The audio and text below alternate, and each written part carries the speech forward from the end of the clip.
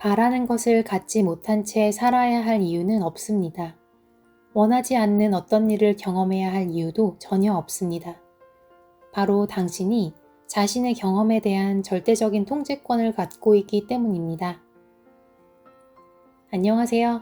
오늘은 끌어당김의 법칙을 완벽하게 설명한 책, 제리와 에스더 힉스의 유쾌한 창조자에 대한 이야기를 나눠볼게요. 책 앞에 문구, 기분 좋은 것보다 더 중요한 것은 없다. 이게 이 책의 핵심 내용입니다. 누구나 기분 좋게 지내고 싶죠. 하지만 그게 마음대로 안 되는 것 같고 주변 환경이 날 가만히 두지 않죠. 이 책을 읽고 나면 자기 스스로 자신의 기분을 좋아지게 만들 수밖에 없을 거예요. 한번 들어보세요. 우리 안에는 근원의 힘이 있어요. 이 근원은 누군가에게는 신일 수도 있고 우주일 수도 있고 또 스피릿, 영일 수도 있어요. 그리고 이 근원의 힘은 사랑입니다. 조그마한 세포가 스스로 분열하고 점점 자라나서 아기가 되는 그 과정들의 이유를 누가 어떻게 설명할 수 있겠어요? 우리는 근원 에너지가 그대로 뻗어나와 물리적으로 표현된 존재들이고, 그래서 이 근원 에너지가 바로 진정한 우리 자신이에요. 진정한 우리 자신인 사랑, 영, 스피릿은 영원합니다. 웰빙 많이 들어보셨죠? 행복하거나 건강하거나 풍요로운 상태를 웰빙이라고 하죠. 이 웰빙이 이 책에서 특별하고 명확한 의미가 있습니다. 근원의 행복 물결을 의미하는 이 웰빙은 우리 눈에는 보이지 않지만 우리가 막지 않는다면 자연스럽게 모두에게 늘 흐르고 있어요. 단지 우리가 허락하기만 하면 돼요. 우주에는 우리 모두가 언제라도 마음껏 쓸 수 있는 무궁무진한 근원의 웰빙과 풍요가 있어요. 웰빙을 허용하면 건강하고 행복해지고 저항하면 병들거나 삶이 힘들어집니다. 기존의 다른 영상에서도 많이 말씀드렸지만 우리는 진동하는 존재예요. 이 세상 모든 것은 매 순간 진동하는 것들이에요. 우리 눈에 보이는 빛은 가시광선이고 적외선과 자외선은 보이지 않죠.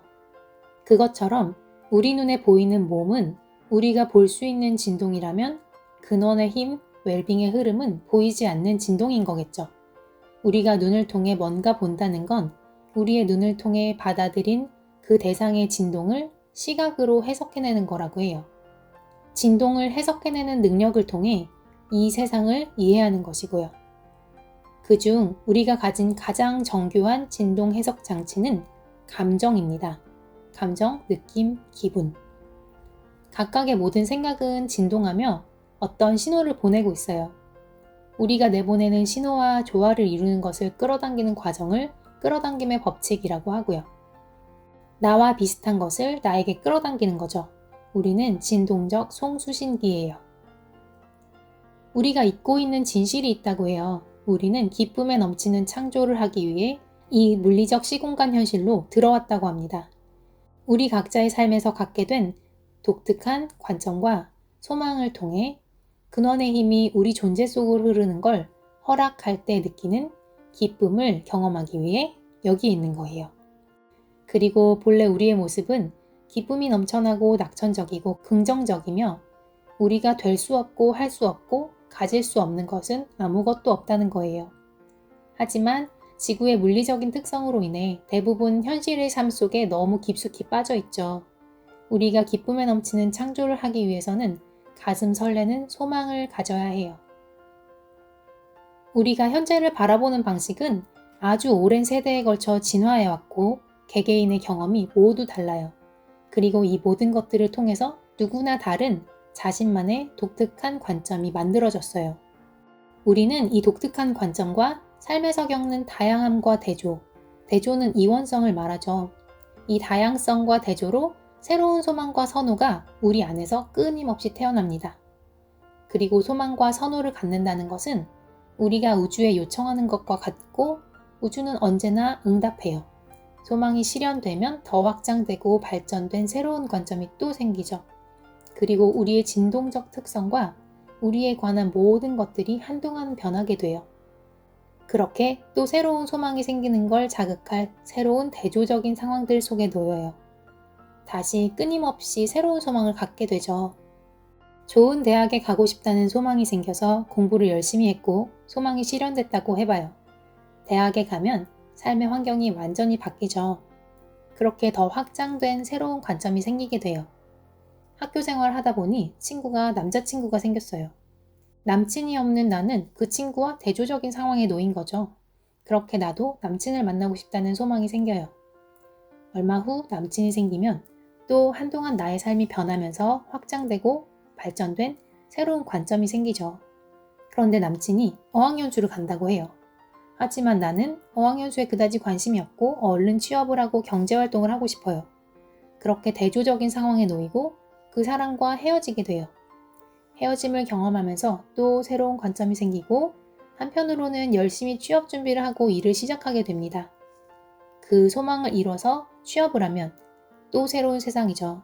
조금 지나면 승진하고 싶고 휴가를 더 받고 싶고 여행도 가고 싶고 결혼도 하고 싶고 아이도 낳고 싶고 이런 소망들은 끝없이 생겨요. 우주에 존재하는 모든 의식체의 소망에 아무런 판단 없이 존중하고 응답하면서 우주는 이렇게 확장하고 진화해요. 그래서 우리는 경쟁할 필요가 없어요. 결핍의 체험은 단지 그 모든 요청에 이미 응답해온 우주의 자원을 우리 자신이 받아들이지 못하는 진동 상태에서 살아왔다는 걸 보여주는 것뿐이라고 합니다. 어떤 것에 우리의 시선이 가면 그 대상에 담긴 진동에 동조돼서 우리도 그 진동을 내보내게 돼요. 시선이 가는 것, 주의를 두는 것, 초점을 맞추는 것. 즉, 생각하고 기억하고 상상하는 모든 것은 무엇이든 우리의 체험으로 끌려와요. 만약 눈앞에 보이는 현실이 원하는 삶이 아니라면 현실을 직시하지 말라고 해요. 현재 눈앞에 펼쳐져 있는 원치 않는 현실에는 가능한 최소한의 시선만 주고 주로 자신의 기분에 주의를 기울이며 살아가라고 합니다. 기대하고 믿고 두려워하는 모든 것, 어떤 것이든 지금 자신이 하고 있는 생각은 앞으로 자신이 무엇을 경험할 것인지에 대해 계획을 세우는 것과 같으니까요. 일종의 초대장이에요. 걱정은 바라지 않는 어떤 것을 창조하기 위해 우리의 상상력을 사용하고 있는 겁니다. 어떤 생각에서 자신의 주의를 의식적으로 거두는 유일한 방법은 주의를 다른 곳으로 돌리는 거예요. 어떤 주제가 됐든 충분히 주의를 기울이게 되면 그건 하나의 지배적인 생각이 되고 그 생각에 계속 초점을 맞춰 그 진동에 익숙해지면 그게 우리가 내보내는 진동의 큰 부분을 차지하게 된다고 해요. 그렇게 연습하고 익숙해진 생각은 신념이 될 정도로 커지게 돼요. 신념이라는 건 단지 연습되고 익숙해진 생각이에요. 우리 주변에서 갈등을 흔히 볼 수 있죠. 일상에서 내 주변 사람들과 생기는 마찰뿐 아니라 사회적, 종교적 갈등으로 전쟁까지도 이어지죠. 이 갈등은 각자 어떤 것을 믿는가 하는 신념으로 생겨요. 우리는 어떤 일에 대해서 좋고 나쁘고 원하고 원치 않고 옳고 그르고로 구분짓는데 많은 시간을 허비한다고 해요. 하지만 일어난 사건과 나와의 관계를 스스로 통제할 수 있는 능력이 있다는 걸 잘 모르고 있어요. 스스로 통제할 수 있다는 건 우리의 믿음을 우리 스스로 선택해서 바꿀 수 있다는 거죠. 자신의 신념, 믿음을 바꿔야, 즉 이제껏 품어온 생각과 진동이 다른 생각을 선택해야 삶은 변화해요. 다른 생각을 선택하기 위해서, 신념을 바꾸기 위해서는 집중과 연습이 필요하고요. 원치 않는 것들을 밀쳐내려 할수록 오히려 진동적으로 더 많이 일치하게 되고 더 많은 체험을 끌어당기게 돼요. 원하지 않는 일을 더 많이 체험하게 되면 자신의 믿음이, 신념이 옳았다는 증거로 해석하고 그 믿음을 더욱 강화시켜요. 악순환이죠. 그래서 눈앞에 보이는 현실만 관찰하면서 살아가는 주시자의 삶은 보통 상황이 좋을 땐 더 좋아지지만 나쁠 때는 더 나빠진다고 해요. 하지만 꿈과 비전을 품고 살아가는 비전가는 상황에 관계없이 언제나 번영과 행복을 누린다고 해요. 끌어당김의 법칙을 조금 알면 소망을 끌어당기면서 통제할 수 없는 생각이 삶 속으로 끌려 들어올까봐 또 걱정이 됐죠. 하지만 생각이 발사된 즉시 파괴와 혼란을 불러오진 않아요. 그러므로 우리가 기분을 세심하게 파악하고 부정적 느낌을 알아차릴 때는 즉시 저항이 더 적은 다른 생각을 선택함으로써 더 만족스러운 결과를 체험할 수 있는 충분한 시간이 있다고 해요. 이 우주의 모든 것은 포함이라고 해요. 우리가 체험하고 싶은 것에 초점을 맞춰서 좋아, 마음에 들어 라고 할 때도 그건 싫어 라고 할 때도 모두 나의 체험에 끌어들이는 것이라는 거죠. 모든 것은 포함이니까요. 그래서 관심을 아예 끊거나 무언가에 가있던 자신의 주의를 거두면 그것의 진동을 포함하지 않게 된다고 해요. 이런 이야기 들어보셨죠? 만약 검색창에 기린 말고 다른 동물이라고 검색하면 기린 사진이 주르륵 나오는 거예요. 앞에서 말씀드렸듯 초점을 맞추는 건 초대하는 거예요. 또 내가 주의를 기울여 원하는 것을 생각하고 있다고 믿을 때도 실제로는 자신이 원하는 것과 정확히 반대되는 것을 생각하기도 해요. 난 건강해지고 싶어. 나는 아프고 싶지 않아. 나는 부자로 살고 싶어. 나는 더 이상 가난하게 살고 싶지 않아. 이걸 같다고 생각하는 경우죠. 하지만 이 두 가지 생각에 담긴 진동은 정반대예요. 모든 소망을 이루게 하는 3단계 창조 공식이 있어요. 1단계, 우리가 요청한다. 우리의 일입니다. 2단계, 우주가 응답한다. 우리의 일이 아니에요. 3단계, 우리가 응답된 소원을 받아들이거나 허용한다. 우리의 일입니다. 1단계 요청은 우리가 존재하면서 자연스럽게 일어나는 아주 쉬운 것입니다. 말로 표현하지 않아도 우리의 요청은 진동으로 이루어지고요. 2단계에서 우주는 모든 요청을 존중하고 전적으로 응답합니다. 3단계 허용하기는 원하는 방송을 듣기 위해 라디오 주파수 채널을 맞춰야 하는 거예요. 우리의 진동 주파수를 소망의 주파수와 같은 것으로 맞춰야 돼요. 우리가 바라는 것들을 삶에서 누리지 못하는 이유는 우리가 소망 주파수에 일치되지 않았기 때문이에요. 즉, 우리가 받아들이지 못하고 있다는 거죠. 그렇다면 우리가 알아야 하는 것은 허용하는 것뿐이죠. 소망과 진동 주파수를 일치시키는 방법.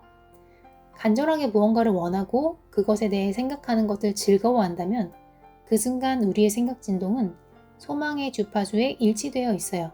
그리고 근원에서 나오는 흐름이 우리를 통해 아무런 저항이나 제한 없이 우리 소망을 향해서 흐르게 돼요. 이게 허용하기입니다.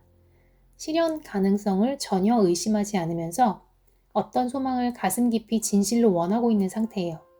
만약 원하는 무언가에 대한 두려움이 있거나 화가 난다면, 원하지 않는 것을 고통 속에서 알아차리고 있다면, 바라는 것이 가능하지 않는 일이라고 믿는다면, 원하는 것이 있는데 아직 그것을 갖지 못해서 불행해한다면, 바라는 어떤 것을 갖고 있는 사람을 질투한다면, 소망하는 것의 정반대쪽에 초점을 맞추고 있다는 것을 의미하고 소망에 맞지 않는 진동을 끌어들이고 있는 것입니다. 우리는 우리의 진동에 부합하는 것들만 체험하고 있어요. 내가 진동적으로 초대하지 않는 한 그 어떤 것도 내 삶에 들어오지 않을 거예요.